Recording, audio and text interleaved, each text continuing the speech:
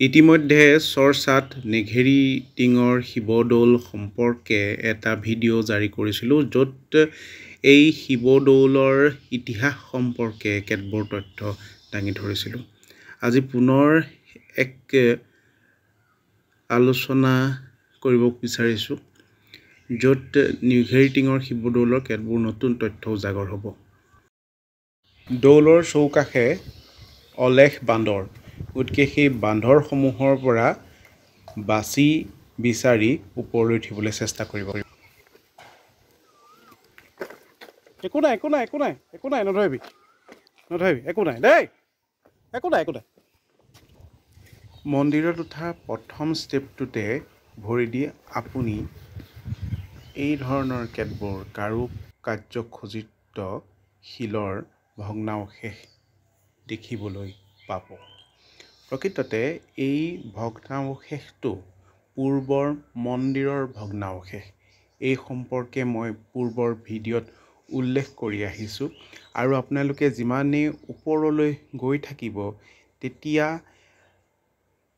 দেখিব যে এইদৰে ফুটা ফুটা থকা শিলৰ অৱশিষ্টসমূহ পাৰি পাৰি মন্দিৰলৈ যোৱা খটখটিবোৰ নিৰ্মাণ কৰা হৈছে। ইয়াত সংস্কৃতমূলীয় কেইটামান আখৰ দেখি মই থমকি ৰৈছিলোঁ, আৰু ক্ৰমাৎ ওপৰলৈ যিমান আগবাঢ়িছিলোঁ সিমানেই এই ধৰণৰ শিলৰ ভগ্নাৱশেষ পৰিলক্ষিত হৈছিল। ওচৰে পাছৰে কিন্তু কোনো ধৰণৰ পাহাৰ নাই, গতিকে এই শিলসমূহ ক'ৰ পৰা আহিল সেই সম্পৰ্কে যথেষ্ট গৱেষণাৰ থল আছে, আৰু বহু ইতিহাসবিদে এই শিলা অংশসমূহ তেজপুৰৰ ভাস্কৰ্যৰ অৱশিষ্টৰ লগত তুলনা কৰিব খোজে। এয়া নেঘেৰি টিং শিৱদৌলৰ মূল প্ৰৱেশ দুৱাৰ। ইয়াৰ পৰাই মধ্যযুগীয় দৌলটোৰ অৱস্থিতি আৰম্ভ হৈছে, আৰু দৌলটোৰ সন্মুখতে সংৰক্ষিত কীৰ্তিচিহ্ন বুলি আৰ্কিঅলজিকেল ছাৰ্ভে অৱ ইণ্ডিয়াৰ এখন ফলক পৰিলক্ষিত হয়। আমি মন্দিৰটোৰ পশ্চিম দিশলৈ যেতিয়া গৈছিলোঁ, মন্দিৰটোৰ পৰিধিৰ বাহিৰত এটা স্তম্ভ দেখা পাইছিলোঁ। এইটো হ'ল সেই স্তম্ভটো। আচলতে এই স্তম্ভটোৰ সম্পৰ্কে কোনো সুনিৰ্দিষ্ট তথ্য নাই যদিও একেধৰণৰ স্তম্ভ যোৰহাটৰ পূবে থকা চিন্তামণি গাঁৱত পৰিলক্ষিত হয়, আৰু হয়তো এইটো এটা সাংকেতিক স্তম্ভ আছিলে।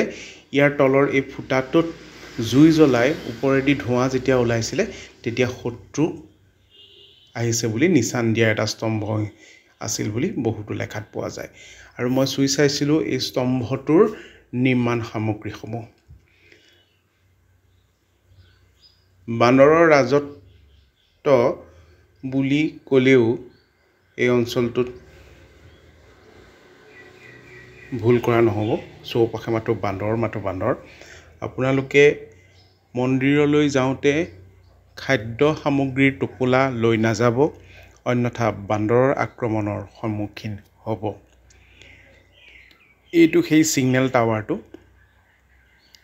আপোনালোকে যেতিয়া যায় সেই সূক্ষ্মাতি সূক্ষ্ম বিষয়বস্তুসমূহ লক্ষ্য কৰিলে যথেষ্ট ঐতিহাসিক তথ্য আহৰণ কৰিবলৈ সক্ষম হ'ব। এইটো মূল মন্দিৰৰ চৌহদ। ইয়ালৈ আমি প্ৰৱেশ কৰিবলৈ দেৱালখন বগাবলগীয়া হৈছিলে, কাৰণ সেইদিনা কোনোবা এজন পুৰোহিতৰ মৃত্যু হোৱাত মন্দিৰৰ মূল গেটখন সোনকালে বন্ধ কৰি দিছিলে, আৰু সেই সুযোগতে সম্পূৰ্ণ এক নিৰিবিলি পৰিৱেশত নেঘেৰি টিঙৰ শিৱদৌলটো সেইদিনা চোৱাৰ সুযোগ পাইছিলোঁ। এক আশ্ৰম সদৃশ পৰিৱেশৰ মাজত এই দৌলটো অৱস্থিত।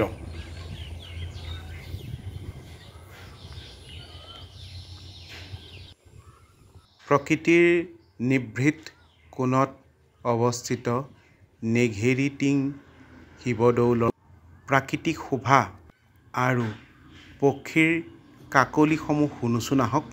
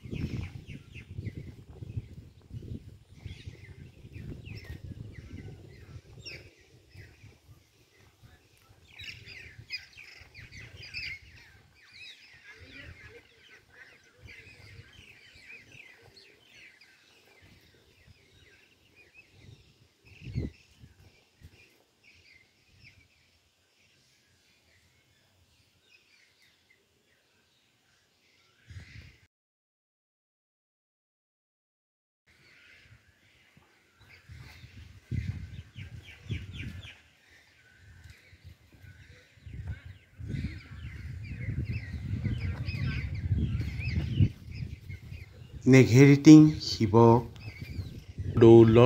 পৰিলক্ষিত হোৱা পোৰামাটিৰ ভাস্কৰ্যৰ স্বৰূপ।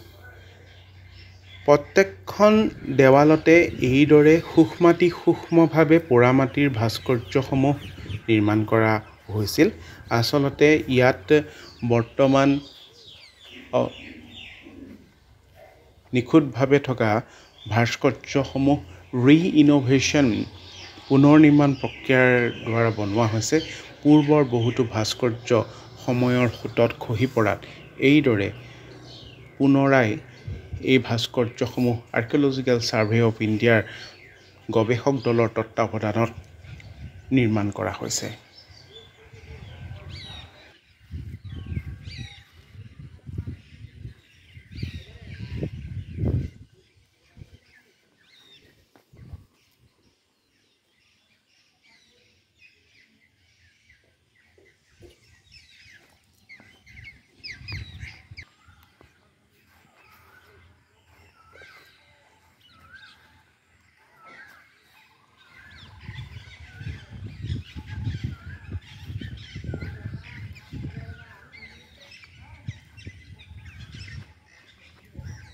এক শান্ত সমাহিত প্ৰাকৃতিক পৰিৱেশৰ মাজত এই নেঘেৰিটিং শিৱদৌল অৱস্থিত।